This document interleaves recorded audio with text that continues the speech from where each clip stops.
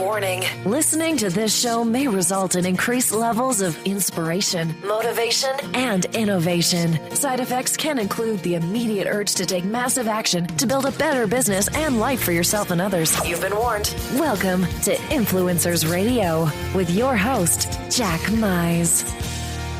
So I'm here today, I'm going through Facebook and, clicking on ads and clicking on, all the things that Facebook is designed to make you click on. And I see so many different types of landing pages. And a lot of the folks that listen to this show are marketers, or they have businesses that, marketing is a big part of what they focus on. And everybody, regardless of what they tell you or would like you to think, they always enjoy getting more leads. And on the internet, the way you do that is through landing pages, squeeze pages, the words that are used. And the one thing that I often see when it comes down to landing pages and squeeze pages is clearly you're trying to influence someone to take an action. You're trying to influence someone to either come into your funnel to engage and give them an opportunity to consume the great information that you have, or you want them to hit a buy button. Now, a lot of businesses can lend themselves to sending people directly to a buy button. Other businesses, people are rarely going to hit on a buy button, especially big life decisions. People are really rarely going to hire an attorney or a doctor or, financial advisor off of a sales page where they click a button and give them their money. They need to generate leads. And one of the biggest mistakes that I see in lead generation pages is that the content, oftentimes the design is, I guess, hideous would be the word. Hideous at worst, not very well thought out at best, but also the message that is on these pages. People think about copywriting. They think I need to write copy to get people to want my stuff. And I oftentimes see people using the principles based on sales copywriting on lead generation copywriting. And what happens is, I feel that you're really doing a disservice, because a lead generation page is meant to get them into your funnel so that you can give your sales process an opportunity to occur, where a sales page is meant to get them to hit a buy button. And the two are very, very different paths and require different levels of decisions and commitment to make that happen. And oftentimes people look at landing pages, squeeze pages, and they look at the aesthetics. They look how nice it is. Oh, that's really sharp. Look at the colors. Look at all this. That has some really cool design. And as much as I like looking at pretty pages, ultimately is this going to do the job that it's meant to do? Is it going to generate leads? And it really is a very, fascinating science and art to generating leads and creating pages, because just the slightest difference. If you ever, looked at, studies on split testing and how the slightest difference with colors and headlines and even font styles can make a difference on, in a very, very noticeable and appreciable difference in your conversion rates. And so I'm always fascinated to read this stuff. However, there's so many opinions out there on conversions and what works and what doesn't. And, some of it's theory, some of it's just someone taking on the opinion of the last person that they read about conversions. But what today I am really very, happy to be able to bring on someone that knows what he's talking about conversion, someone that sees it firsthand, someone that makes a big difference and influences the conversion rates and revenue for a lot of heavy hitters out there in the marketing world. And this is a person that has really made a big difference with little changes. He's really good at being able to craft pages and craft funnels for people based on their business. And he's not one that's going to give you the easy answer of this always works, this doesn't work. And you're really going to get some good information and some real information out of this, and his name is Antonio Rillera, and he has, he's worked with some of the biggest names that you've heard. He's designed pages for lead pages, which I'm a big fan of. If you're not familiar with lead pages, you should check them out. I consider lead pages.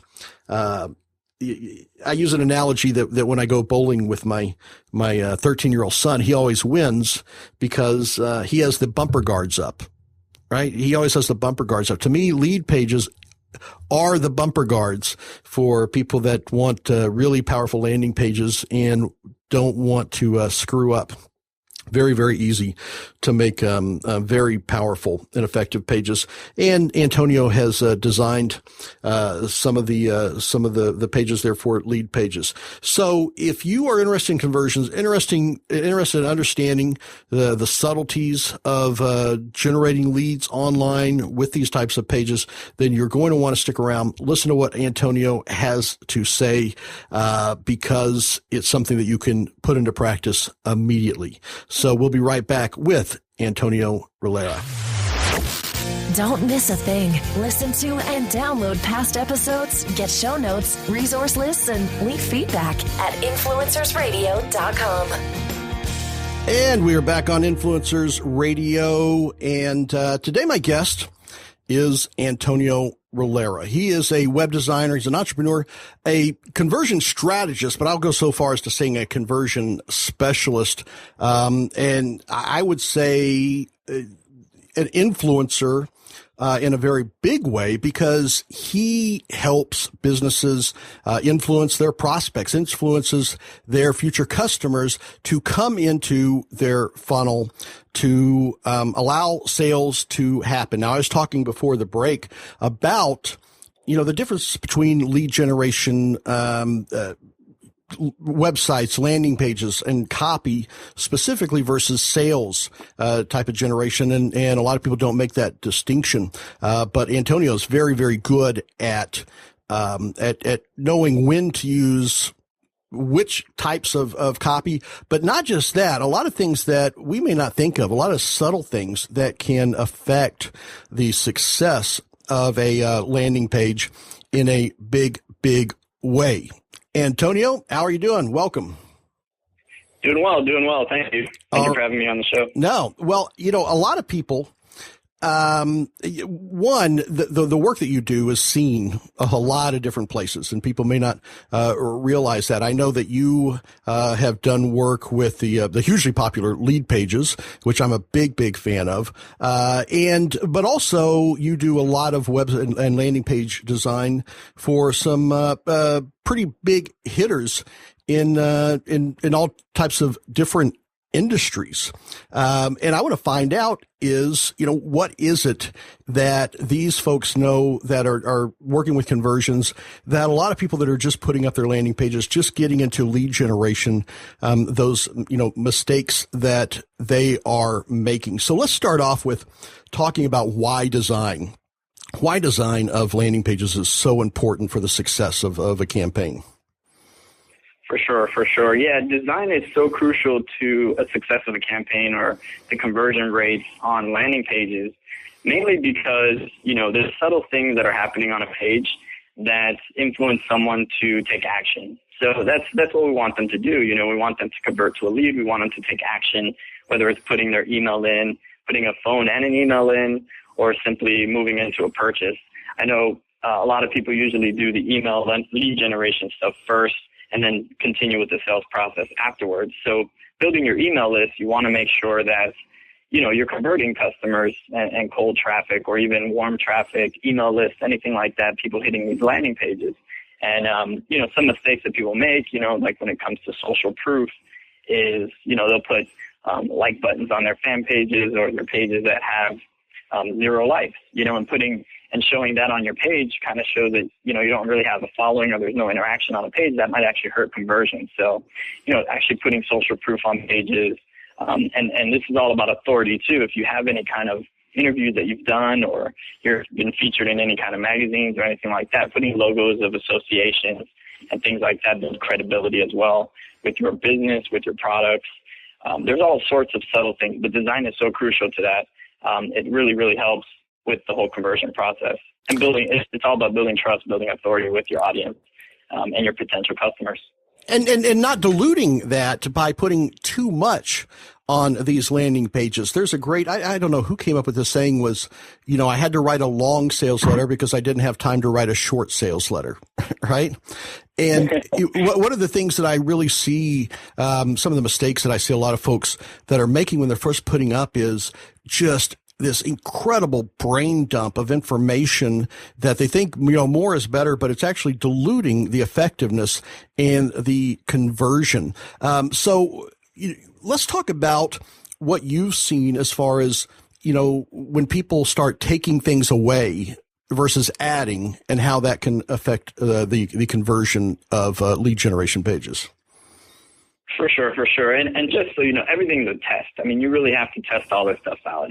Because it could be different for your audience and anybody who's doing it. It all depends on the business, the niche, and everything. You want to test all this stuff out, and that's part of the whole conversion rate optimization strategies. But for sure, if you're, sometimes people write really long sales copy, and that might do better than short sales copy.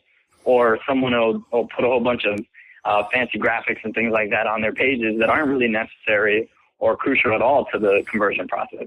I'm sure you guys have seen, if you're using lead pages, a lot of the pages may just be an opt-in form with an email and a background image, and that one converts pretty well. And there's really nothing there but some copy, an email form, a button, and a background image, and it converts well because it's simple and we have kind of this information overload in our world that we live in. So, it kind of helps sometimes to have less, less is more at certain times. Well, I notice that, and I see that oftentimes, especially with people that are new or kind of going with no direction or no purpose. They think, well, let me add this and let me add this and let me add this.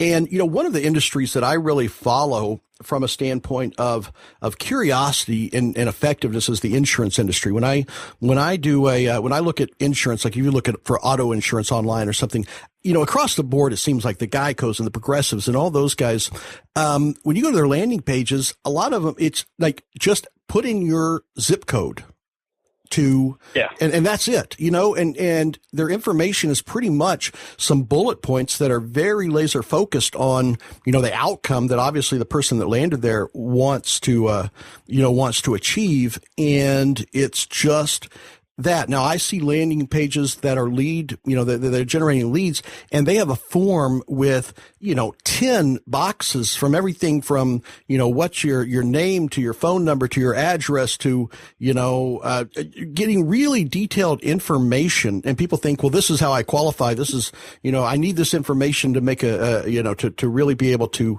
take these people through my funnel. What do you see the difference between having 10 different things on this site, from collecting names to phone numbers and all that, versus just having something there to collect an email? For sure. Yeah, it's the conversions are affected a lot when it comes to collecting information in lead forms. So like in a strategy session type situation, let's say you're a consultant and you need to collect all that information, that may work, but usually you pre-qualify them with some type of webinar or something like that, and then they're hitting that form where they're filling out the information. But if you're just getting, traffic, people who are still new to what you're offering, asking for all that type of information up front is kind of overwhelming. They don't want to take the time to fill it out. If the dog runs by, they forget they were filling out the form. They just, completely forget that, what they were doing. There's all kinds of distractions. So you want to just get their information, get an email, something that you can continue to follow up with them, and then have that email go into some type of, email list provider like GetResponse or whatever you use. Infusionsoft, all those kind of softwares out there, and then you start building that relationship and following up. But capturing the email alone is a great opportunity to do that, and like you said, like Geico, it all depends on industry too. Geico, they'll collect your zip code first, and then they lead you to the other stuff, with steps. They'll break it down into steps where you put the zip code first, then you start putting the email and the information, and you start filling out the form, little by little. Instead of giving it to you all at once here, fill all this out. Nobody likes forms. Nobody likes filling out paperwork. So yeah, unless they want what you have on the other side of it, I guess. That's what I guess exactly. the offer, it has to be compelling enough on what's on the other side to get them to take the time to do that.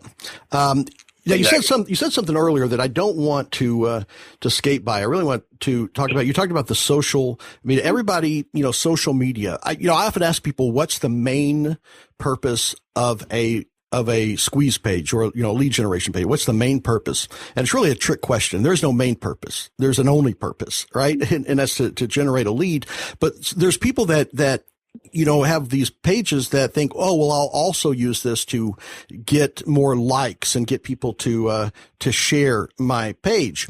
And you said something earlier about putting those social share buttons on when you don't have any followers or there's no likes. They're all sitting there at zero.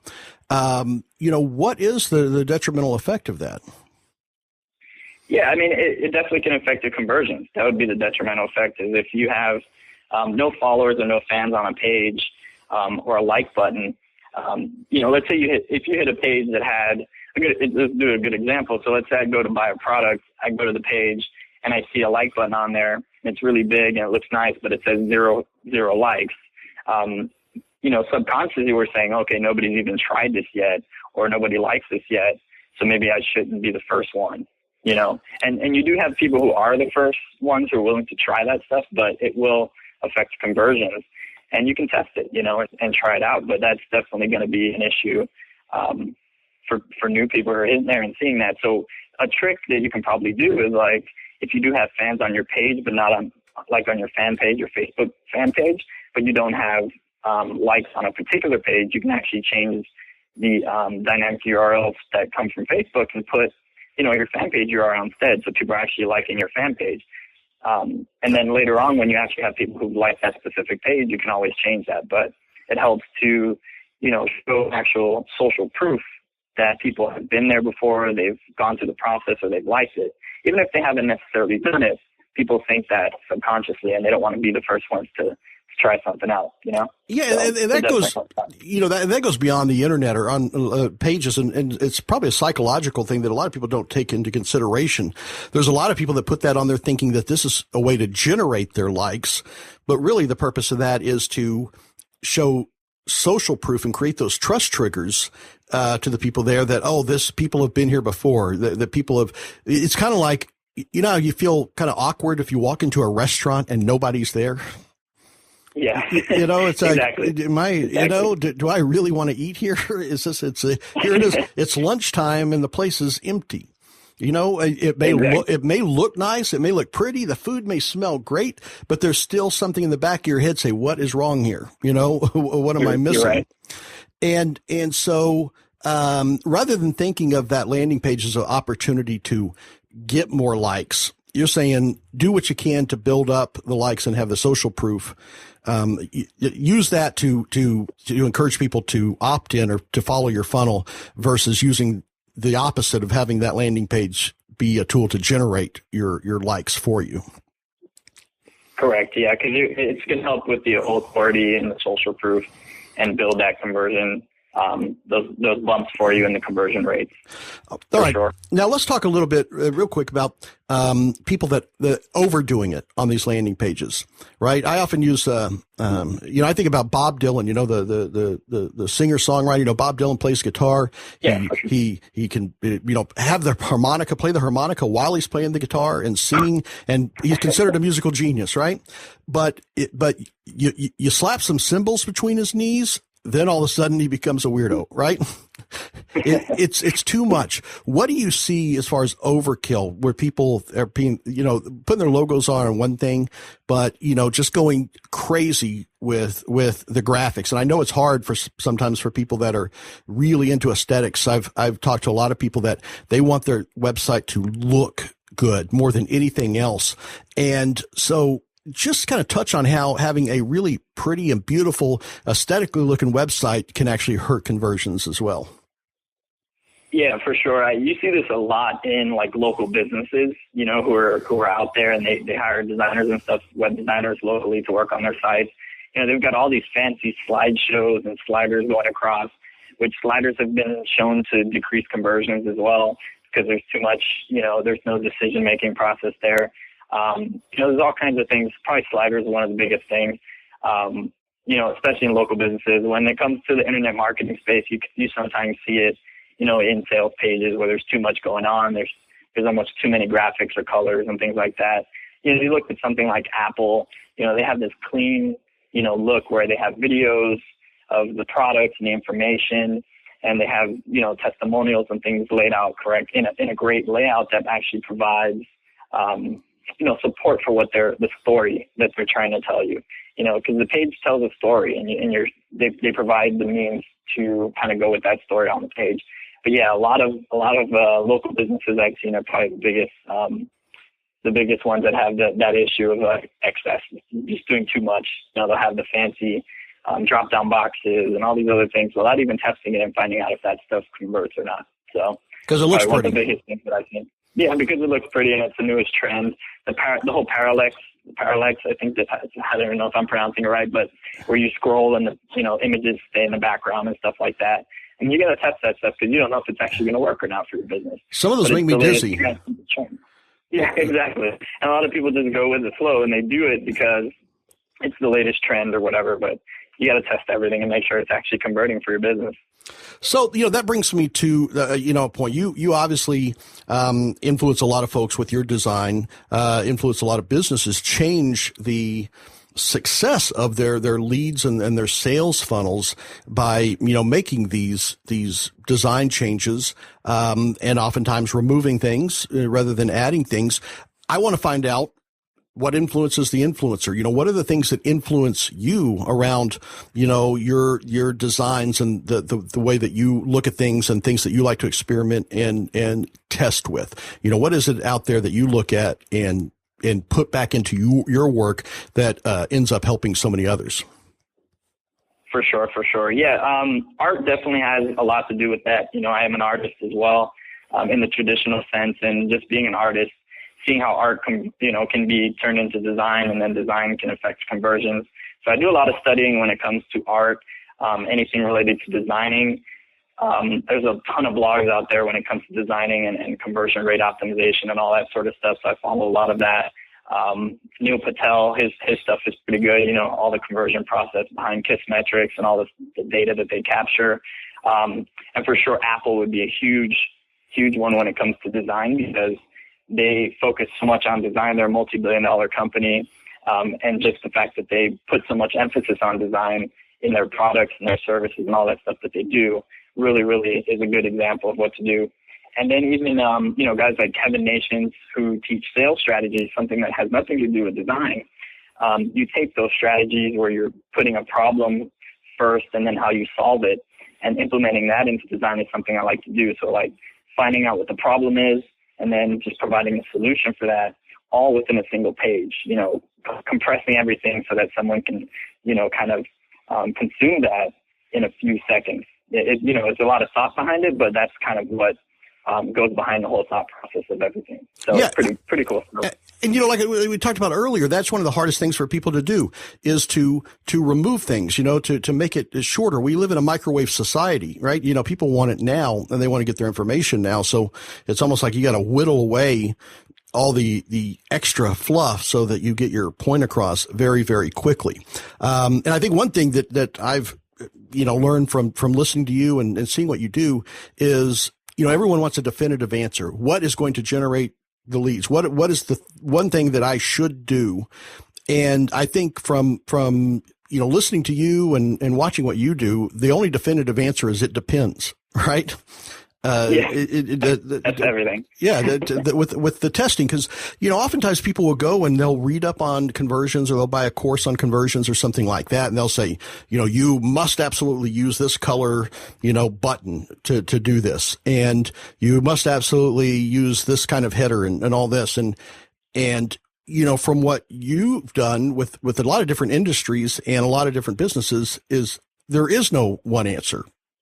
Is that right? Is there just no one answer for? Yeah, you're right. I mean, there's stuff that has been tested and proven to convert better, and you can use those as guidelines and move forward with those things. And the guys at Lead Pages, they do an awesome job of testing all kinds of stuff and giving that out to their audience and all that stuff. There's all kinds of different blogs that have proven different conversion testing strategies and all that stuff. But in the end, when it comes down to it, It's sitting down and focusing on your business and testing out different things on your pages, your copy, your different offers, all these different things, and finding out what's going to convert best for you.